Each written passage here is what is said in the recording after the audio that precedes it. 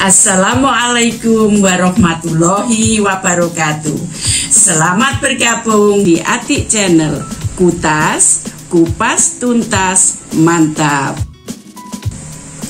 Atik Channel mengupas tuntas tentang permasalahan kesehatan, khususnya kebidanan. Semoga setiap kupasan bermanfaat untuk kita semua. Yuk bergabung di Atik Channel. Pada kupasan kali ini saya akan menyampaikan tentang deteksi dini kanker leher rahim, yaitu Pap smear. Pap smear adalah suatu pemeriksaan yang dilakukan untuk mengetahui adanya sel-sel serviks, mengidentifikasi secara dini adanya perubahan dari sel-sel serviks tersebut ke arah kanker.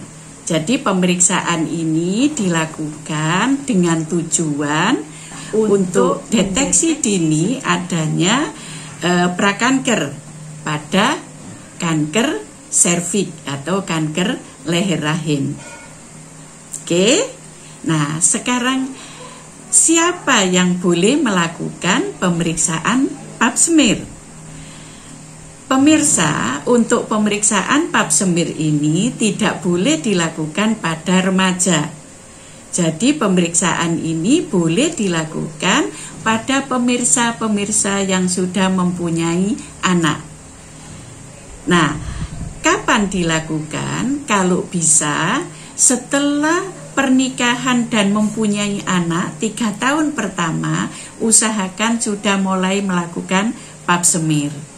Nah, Pap smear ini sebelum pemirsa datang ke petugas, biasanya bidan atau petugas kesehatan yang lain di fasilitas primer, yaitu di puskesmas, sering menyarankan untuk Pap smear. Nah, untuk sebelum datang Pap smear, usahakan jangan pada saat menstruasi.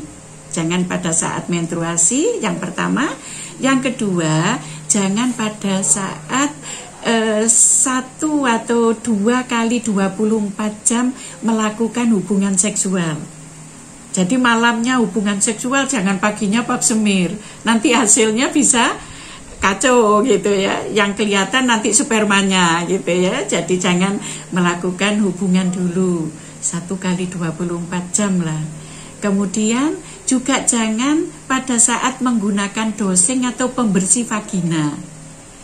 Itu juga usahakan 1 kali 24 jam, jangan sampai ini menggunakan dosing atau pembersih vagina. Dan yang ketiga atau yang selanjutnya, pemirsa, jangan pada saat hamil. Jadi pada saat hamil atau dicurigai hamil, jangan periksa Pap smear, karena ini juga nanti bisa kontraksi itu ya. Oke. Nah, di mana pemirsa bisa istilahnya mendapatkan pemeriksaan ini? Pemirsa bisa datang ke fasilitas pelayanan kesehatan, baik itu di bidan praktek mandiri, dokter obgyn atau spesialis kandungan, atau ke puskesmas atau ke rumah sakit. Nah, itu tadi pesan saya pemirsa. Sebelum datang pastikan tadi tidak hamil, tidak datang bulan, dan tidak sebelumnya melakukan hubungan seksual.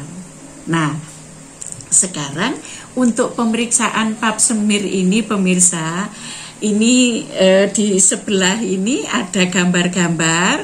Di situ nanti ibu atau pemirsa diberikan penjelasan inform consent ya, perjanjian dulu bahwa bersedia untuk dilakukan Pap smear. Karena Pap smear ini pemirsa dibuka ya, jadi buka rok bagian bawah karena pemeriksaannya di dalam. Ini gambar dari serviks atau rahim ibu-ibu. Nanti alat itu masuk sampai di situ. Ya, masuk sampai ke gerbang itu ya. Serviks itu gerbang. antara liang vagina dengan kavum uteri atau rahim ibu. Jadi itu yang nanti alatnya itu namanya spatel air. Itu bisa yang ini berupa seperti stik kayu, bisa juga beras seperti plastik itu.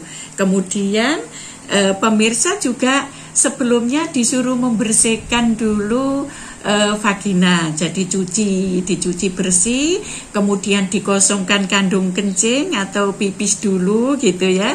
Baru pemirsa disuruh naik ke meja ginek. Ini gambarnya seperti ini ya posisinya.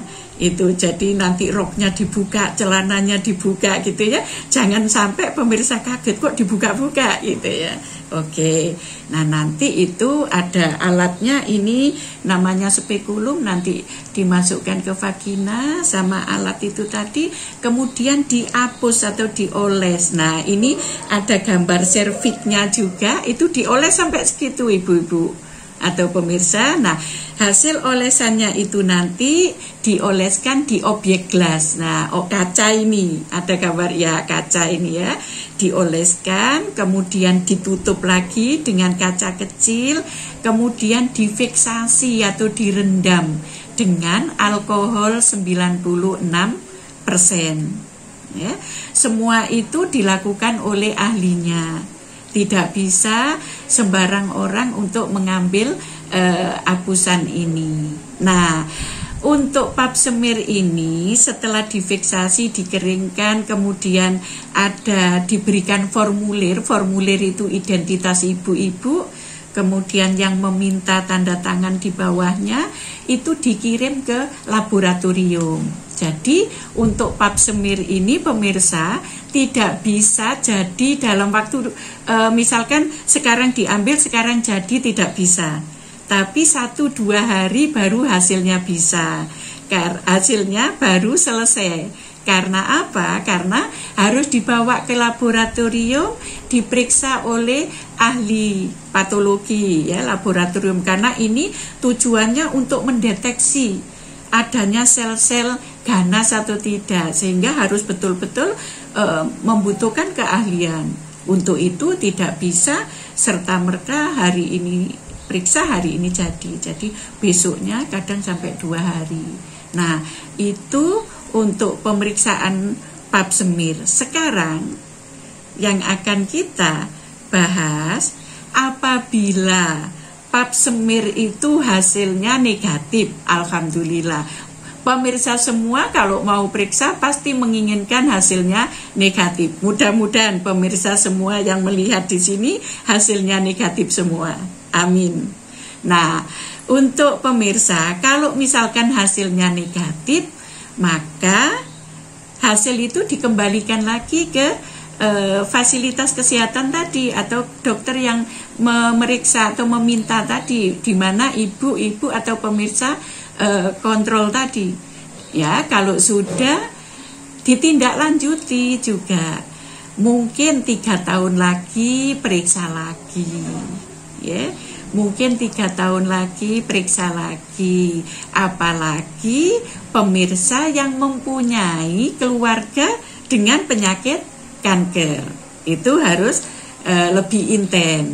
Nah, di sini kalau misalkan hasilnya positif atau ada grade-grade-nya, mungkin pemirsa sudah melihat sesi saya pada pembahasan kanker leher rahim.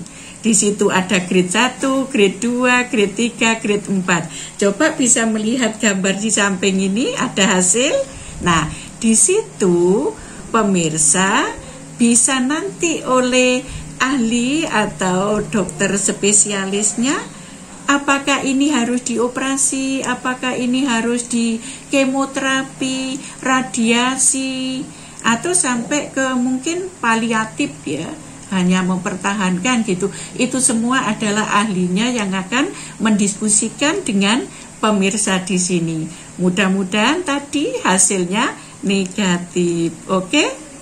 Untuk pertanyaan-pertanyaan tentang seputar deteksi dini kanker serviks dengan cara pap semir, bisa pemirsa cantumkan di komen ya, nanti akan kita bahas bersama.